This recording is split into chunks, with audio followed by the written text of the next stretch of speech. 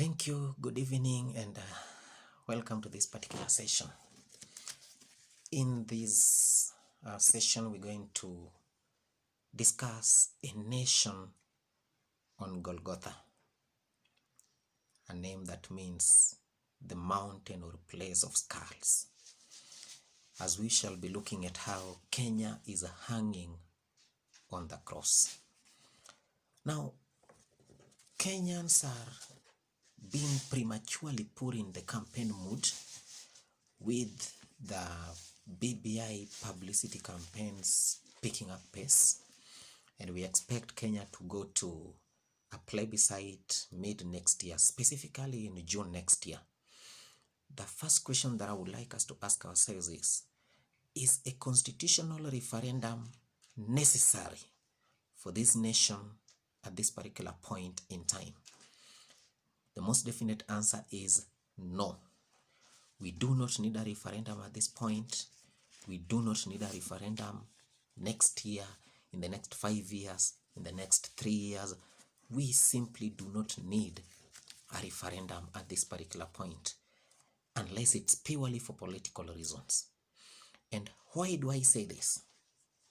Now, this is because every constitution has two different facets to it. We have the intellectual facet of a constitution, then we have the actualization facet of a constitution. Every constitution, every written law.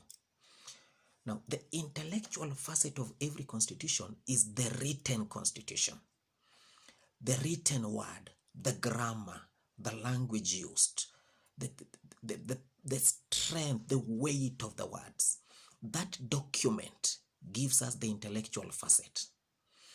I want to, for the 18th time, reiterate once again that Kenya has one of the best constitutions in the world. That is something that even our political class, if they are honest with themselves, would admit. Kenya has one of the most progressive constitutions in the world. A constitution that, beyond just being a legal document, takes into account social issues, social rights, religious privileges, the very aspects of life. One of the most progressive documents in the world is the Constitution of Kenya. So in terms of the intellectual facet, we're at par. We were above the rest. The actualization facet of a constitution, that is the performing constitution. The implementation part of the constitution. This is where Kenya falls short. Nobody will correct the actualization facet of a constitution by redrafting and reframing the intellectual facet of the constitution. It never works. If the actualization facet is not working, then the problem is with the leadership, not the document. Kenya has a good constitution that is apparently not being put into good use. And now we are being told that it needs to be reviewed. Why do we need to review something that has not even been used? Why do we have to review things we've not tasted? We are being told it tastes bad.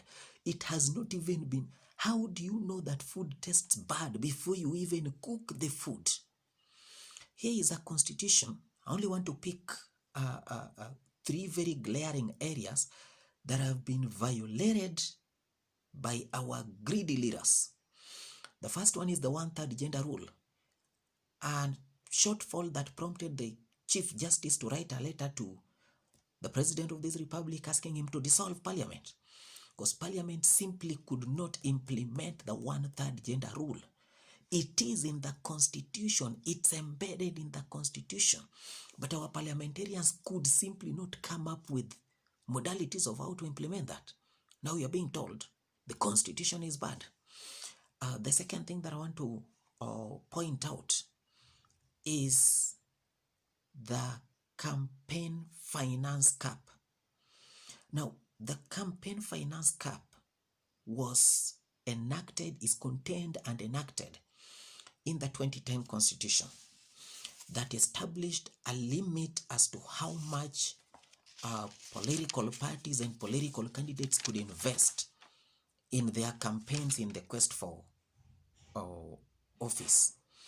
Now, in the campaign finance cap, it was very clear how much a parliamentary candidate could invest in his campaign, how much a gubernatorial candidate could invest in his campaign, how much a senatorial candidate could invest in his campaign, how much a presidential candidate could invest in his campaign. But because our politicians knew they would raise money from all possible sources and they wanted to outdo their colleagues in terms of who has much to help him campaign, the chairman of the Justice and Legal Affairs Committee in Parliament, that is the MP for Ainab Koi, I think should be Honorable somebody Chepkonga. Now, Honorable Chepkonga conveniently, and I'm saying conveniently, out of political convenience, moved a motion in Parliament. Parliamentary acts were enacted, but then they were given a suspended sentence so that the act would not take effect immediately. Till today that we speak, there is no campaign finance cap in this country, though the Constitution says it needs to be implemented, it needs to be enacted. Then finally, the 2010 Constitution was very specific on the size of the cabinet and political appointments. The Jubilee government, for the 10 years that they have been in office, have very conveniently circumvented the same and evaded it very conveniently. We are now being told the Constitution is bad. How is the Constitution bad before we even implement it? Kenyans, I think somebody is trying to kill a baby before the baby is even weaned. I mean, every constitution, every people-driven constitution with majority goodwill, of course, all people-driven constitutions will enjoy majority goodwill and will always encompass diverse opinions. The 2010 Constitution was supported by nearly 69% vote at the ballot during the 2010 referendum. Now, 69% of Kenyans said the Constitution is good. 69% of Kenyans with diverse opinions came to a consensus that this document is good enough for us. Every constitution similarly drafted, subjected to a referendum and approved, equally amalgamated as we had ours done, requires a 10 years incubation period. Now, the incubation period is more experimentational with parliamentary acts and parliamentary amendments. Remember, an act of parliament does not change the pinnacle tenet and the sacred sanctity of the document, but it gives the legal framework of the execution of what is in the document. Now, the first 10 years are always an incubation period during which parliamentarians or lawmakers enact rules of parliament of how the document should be implemented. When they don't exactly hit the target, they even amend their acts to better implement the Constitution to a point that within 10 years they'll be satisfied they have done all the amendments, they've enacted everything that is required, and therefore the framework of the Constitution has now been given flesh. It can now stand and walk. After the first 10 years, when the Constitution fully has flesh, it enters the second phase that we now call the weaning period, the legal constitutional weaning period. Now, during the weaning period, a constitution undergoes the empowerment of institutions and execution of the actualization facet of the Constitution. Now, the Constitution is now being read in letter and in spirit, being implemented by independent, powerful institutions and commissions, so that the citizenry and the legal advisory team, the civil society, the liberal bodies simply sit back and they don't read the document. they sit back and evaluate the impact of this document on the citizenry of a nation. That is the winning period. When the winning period ends, then people can now sit down and say it has worked or it hasn't worked. If there is to be a referendum, there can be no constitutional referendum objectively crafted within less than 20 years. Because it's like we will be trying to kill a baby prematurely.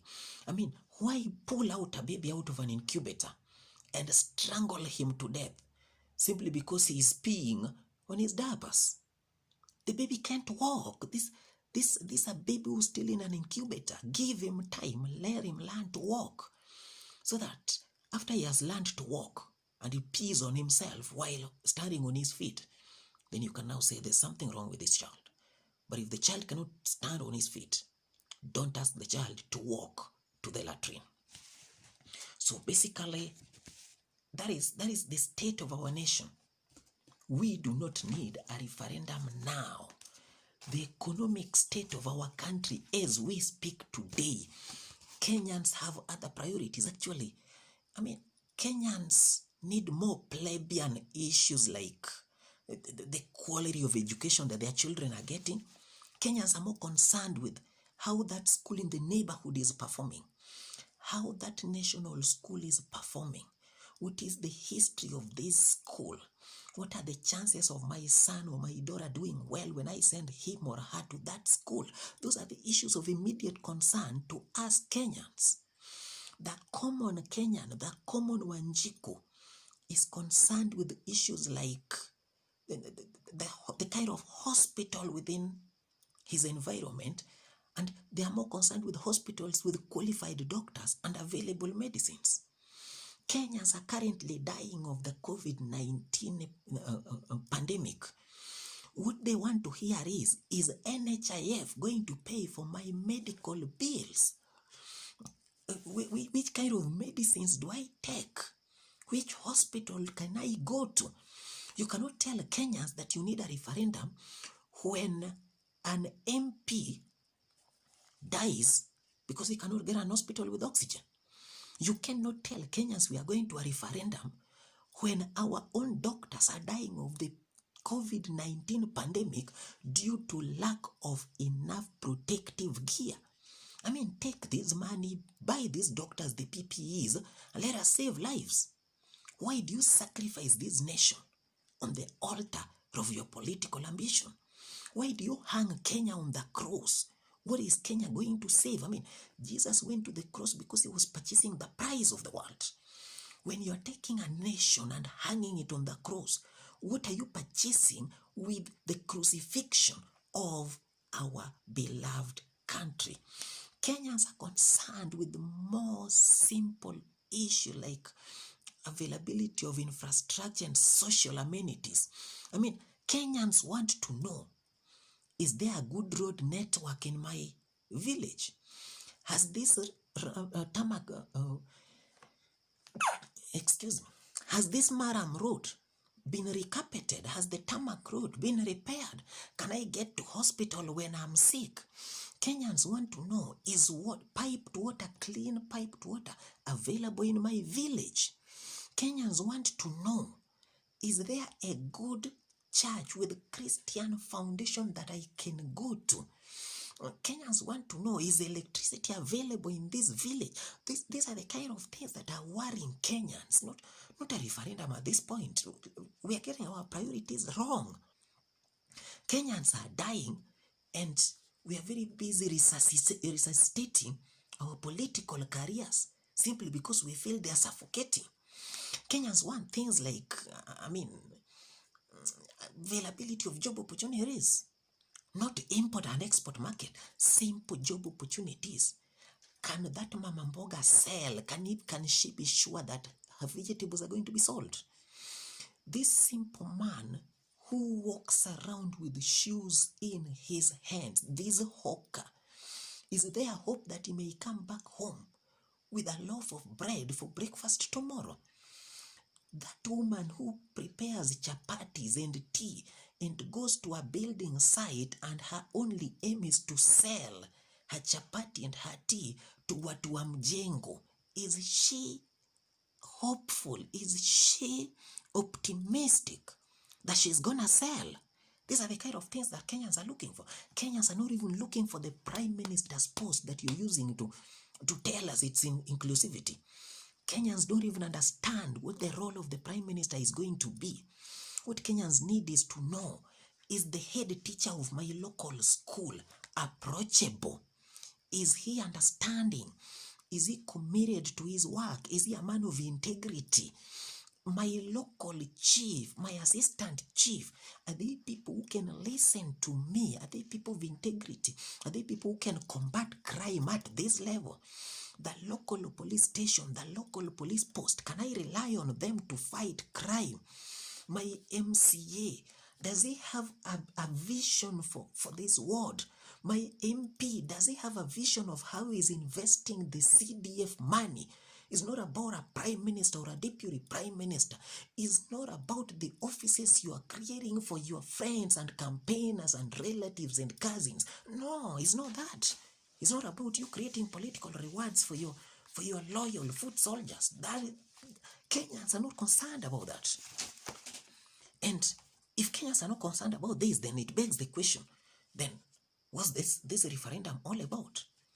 And this is where there is sad news, that the upcoming referendum is purely for political reasons. There is nothing constitutional in it. I mean, if you tell me that we want to reform the IEBC, do we need to reform the IEBC through a referendum? No. In reforming the IEBC, I mean, in Article 86 of the Constitution, there is laid down very clearly what the IEBC is, how it's supposed to be formed, who comprises the IEBC, the values and principles in the electoral process. You go to the Presidential Elections Act of Parliament, the 2012 Presidential Elections Act of Parliament, page 22, it's there. I mean, it outlines we need an IEBC that is totally impartial. It's there. We don't need a review. We simply need people of integrity. We simply need to come back to Article 10 of the Constitution on governance. Let us tighten Article 10. Let us review Article 10. Let us amend Article 10 on governance. Let us make everybody accountable.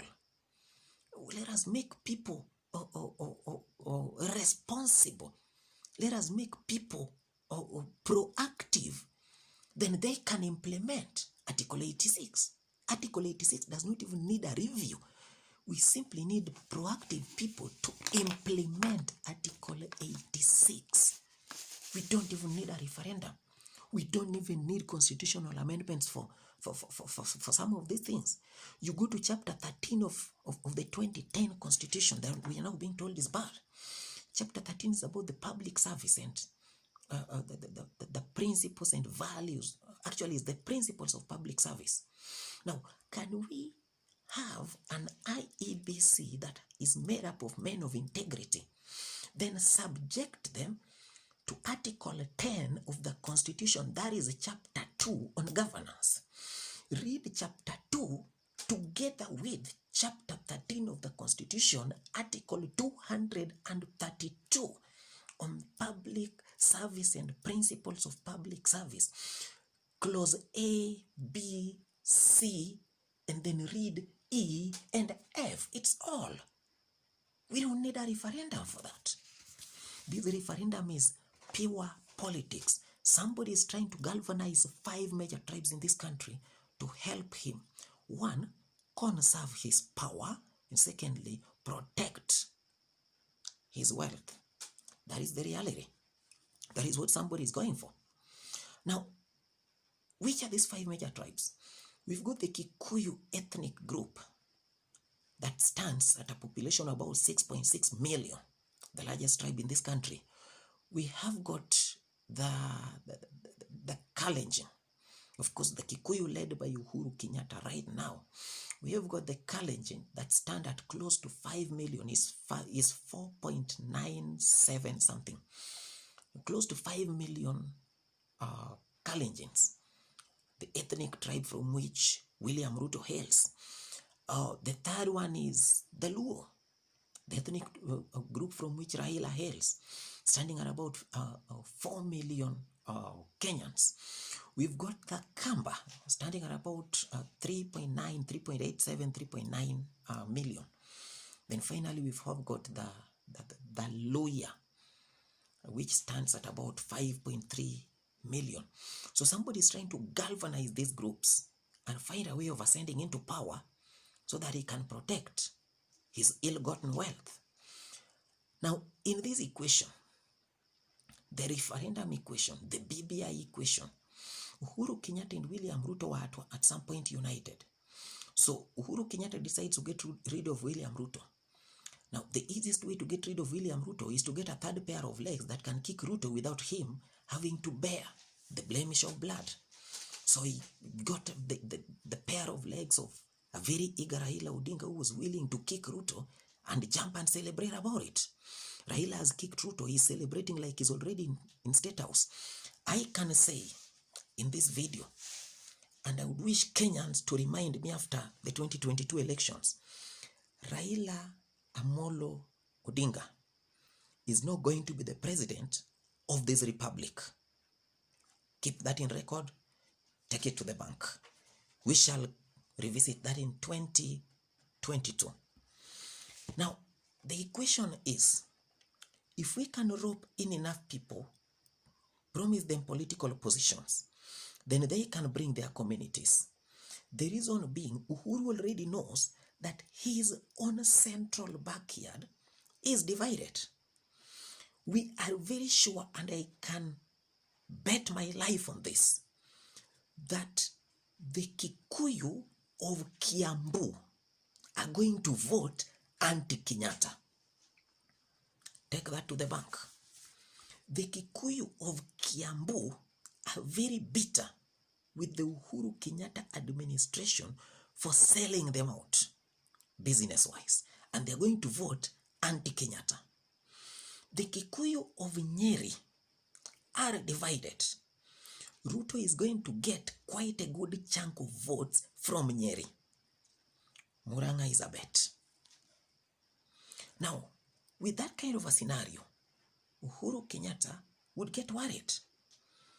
His worry is, who comes next? What if I betray him? Then he ends up being there. That is the question.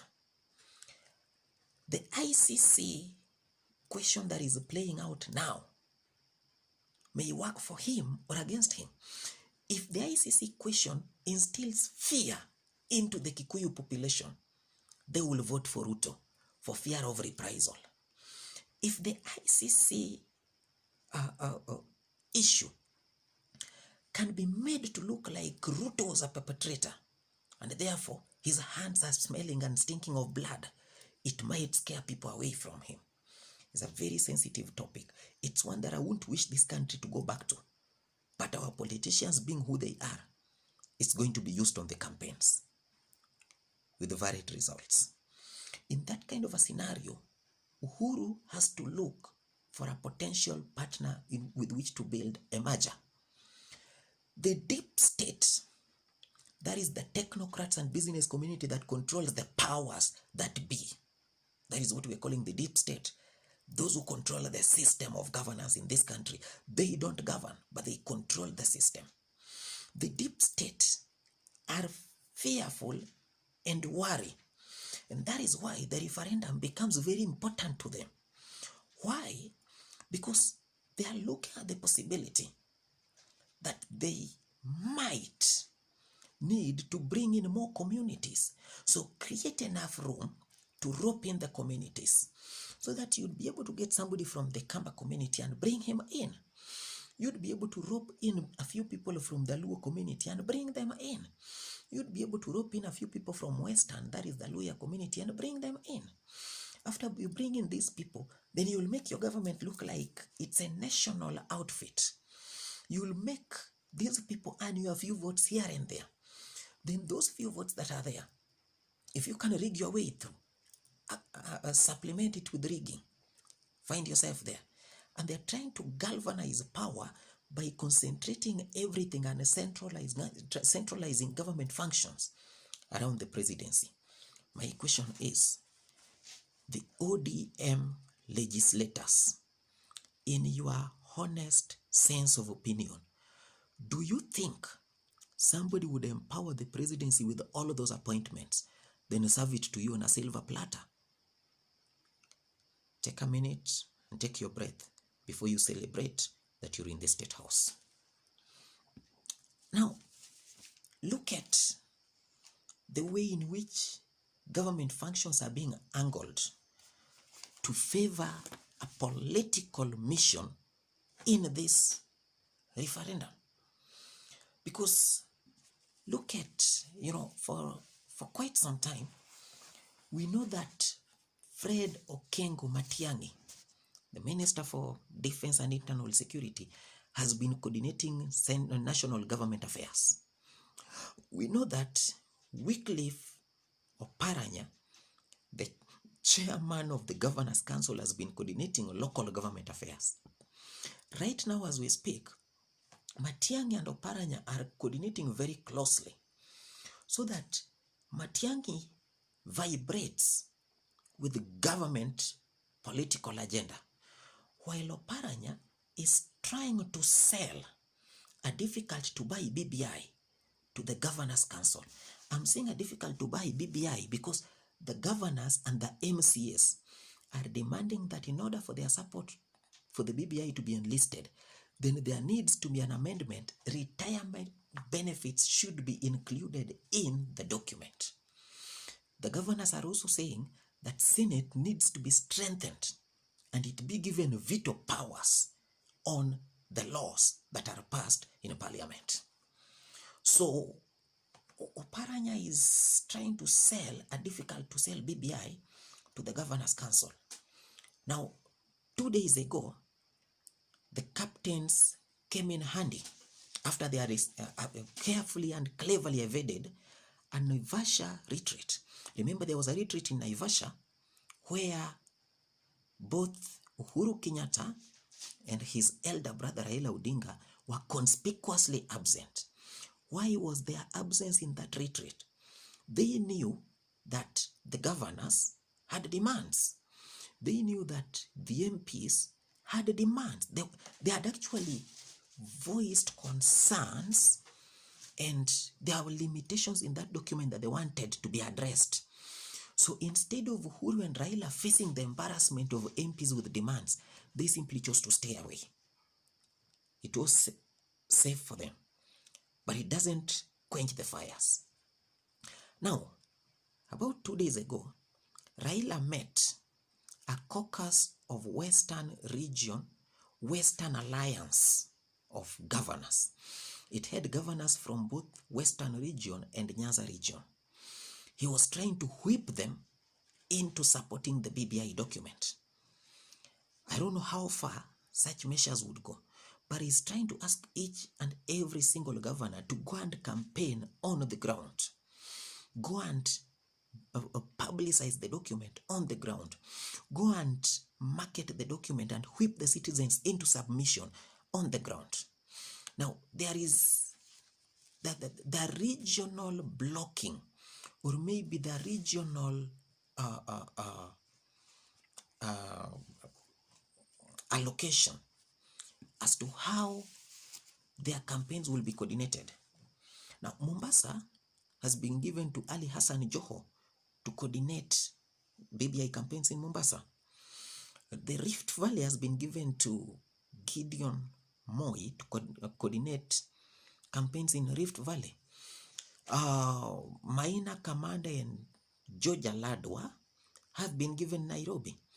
Now, this is another very sensitive issue. Do you realize that Maina Kamanda is an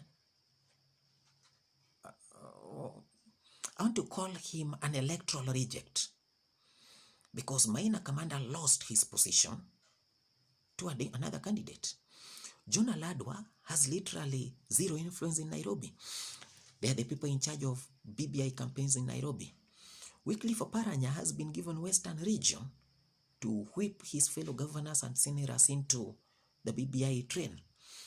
Nyanza, being that the South Nyanza region has been deeply penetrated by William Ruto with his hustler chorus. Nyanza, the upper Nyanza has been given to James Orengo, the lower Nyanza has been given to James Ongwae.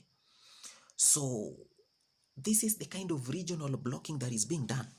My question becomes, if these are our governors being assigned BBI campaigns, are we going to see any service delivery? If these are our governors being told they've got to run around and fly in choppers campaigning for a BBI document, are the Kenyan citizens really going to witness any form of service delivery? I doubt. But it's too early. I don't want to comment beyond that. But once again I say, it's like governance and service delivery has ended. We are going into BBI campaigns, after which we shall go into celebrations, and after the celebrations we go into electioneering period, and before we realize we shall be in 2022. The question I want to ask is, these changes that we are proposing, how practical are they? And how unifying will the BBI document be? We are speaking in November 2020. We'll be having elections in the second week of August 2022. So we have about 1.5 years to elections. Put that into context. 1.5 years to elections. Within these 1.5 years, we are saying that we want to hold a referendum that shall be held in June next year. After the referendum, if the BBI document passes, the IEBC will stand disbanded. So we shall disband the IEBC. We have to reconstruct another IEBC.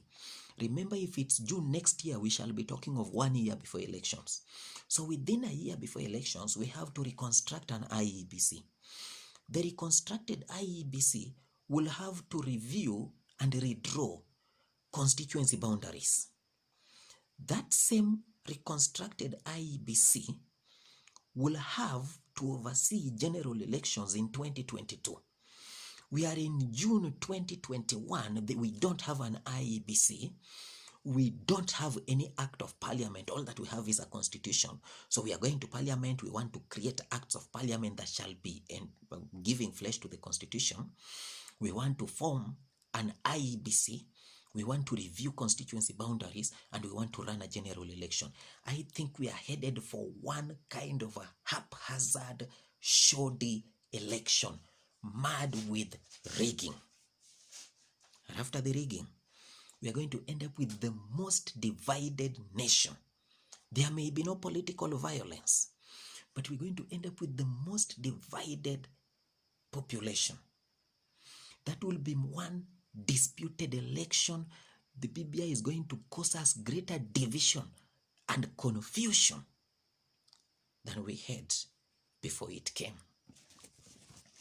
Now, if this is the potential of where this document is taking us, then it begs the question, why then must we go through it? Our politicians, what is the price of this thing you are forcing down our throats? The BBI is going to be a very expensive document for this country.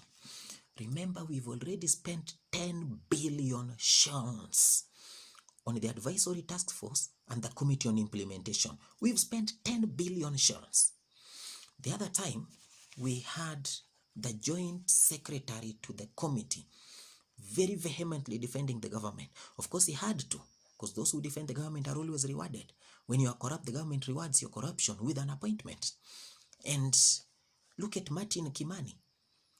From being secretary to the committee on implementation of the BBI report, he has now been promoted from the UN office in Nairobi.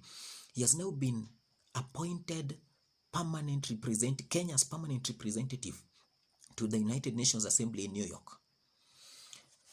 In April 2018, immediately after the bungled elections, when we expected people to be arraigned in court for malpractice, we expected people to be arraigned in court to answer charges of illegalities during the election, we saw 3 people resign from the electoral body. We saw Consolata Nkadha, we saw Margaret Mwachanya, and we saw Paul Kibiwot Kurgat resign. Where are they today? On the 16th of October this year, Consolata Nkadha was appointed Deputy High Commissioner, Kenya's Deputy High Commissioner to Rome, Italy. Margaret Mwachanya was appointed Kenya's Deputy High Commissioner to Islamabad, Pakistan. Paul Kibiwot Kurgat was appointed Kenya's Deputy High Commissioner to New Delhi, India. Now, these were okay, let me put it as pro-Jubilee commissioners in the IEBC who contributed and actively played a role in handing Kenya's a bungled election. They are being appointed and rewarded with the diplomatic appointments to foreign countries to go and represent the interest of a corrupt government in a foreign country because they had corruptly instituted that government in place, so they know the art of corruption and they're the best place to defend a corrupt government. That is what it is. The appointments that are coming, or the new creations that are coming with the BBI report, we're going to have office of PM and 2 DPMs and leader of opposition. We are talking about offices. We are not talking about people. Now, an office comes with the staff. So when we talk of offices, it means there shall be staffing for those particular offices. There will be salaries for the staffs. There will be the cost of cars to serve those positions and offices. There will be office rent and furniture. There will be security details for these particular people and their spouses or families. Those are extra expenses.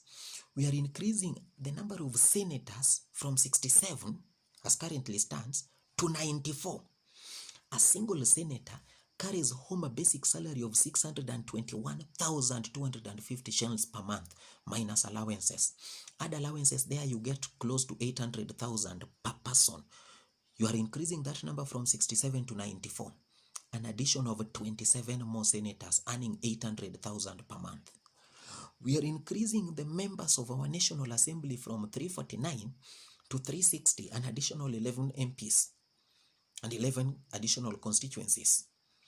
An MP in this country earns equivalent to a senator. So 800,000 per month for 11 MPs. Work out what that cost will be. Then there is also the extra cost of running a big government, coordination of government functions. I mean, is this extra expense necessary for Kenya?